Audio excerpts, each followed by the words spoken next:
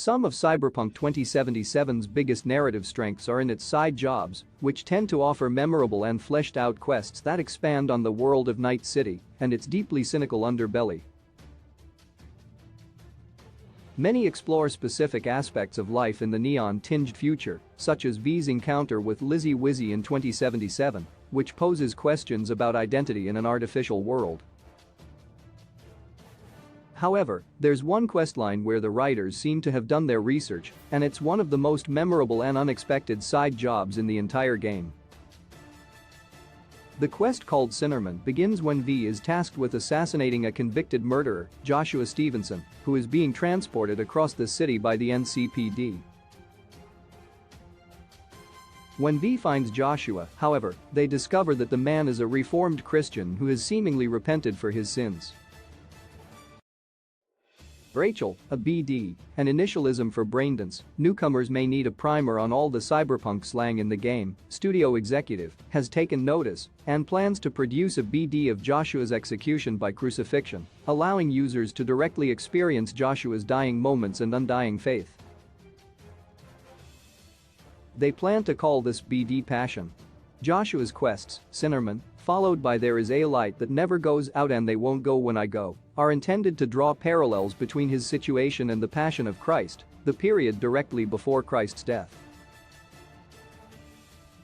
Joshua itself is the Latinized version of the name Yeshua, the Hebrew name for Jesus Christ, and V can directly quote the Amidah, a prayer central to the Jewish faith later in the questline, signifying that the writers at CD Projekt Red brushed up on their Hebrew while writing the quest.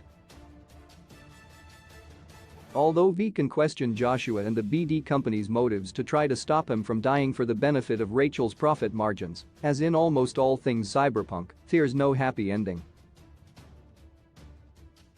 Instead, Rachel gives V the opportunity to betray this cause and stop questioning Joshua before his last meal, ironically at a diner called Pia's, in exchange for a lump sum of cash, eerily like Judas's betrayal of Jesus for 30 pieces of silver. Alternatively, if the player continues, V is given the option to literally nail Joshua to his crucifix, so whether V helps in either case is completely up for debate. Joshua and Johnny are thematically linked more generally. These quests are intended to raise the question of faith and authenticity in a world as cynical as Night City, as evidenced by Cyberpunk's resident philosopher and most compelling character, Johnny Silverhand. Johnny has a deep respect for Joshua, despite being the biggest nutjob he's ever seen, because Joshua's unwavering conviction in the face of the heartless corporate world displays a truly rebellious spirit. It's important to consider that Christ's crucifixion by the Roman authorities was intended to crush the spirit of the rebellious Christians who followed his teachings.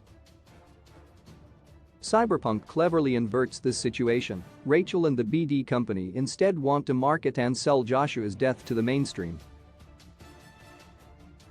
As seen in Johnny's side jobs and dialogue throughout Cyberpunk 2077, he and Joshua are victims of the same corporate system.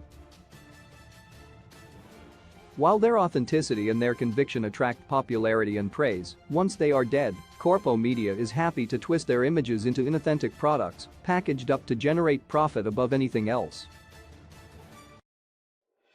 These themes, many of which are pertinent to Johnny Silverhand's Cyberpunk 2077 backstory, tie into real-world conversations about the exploitation of religious imagery to push profit-driven agendas, and the myriad of reactions that V can give on the player's sojourn with Joshua allow them to interact with the world of Cyberpunk 2077 on an intellectual level, demonstrating how much time and research went into crafting memorable, complex moments of thematic resonance. In Cyberpunk Edgerunners, CD Projekt Red continues to play with philosophical concepts, which is a positive sign that the trend will continue in the game's upcoming DLC.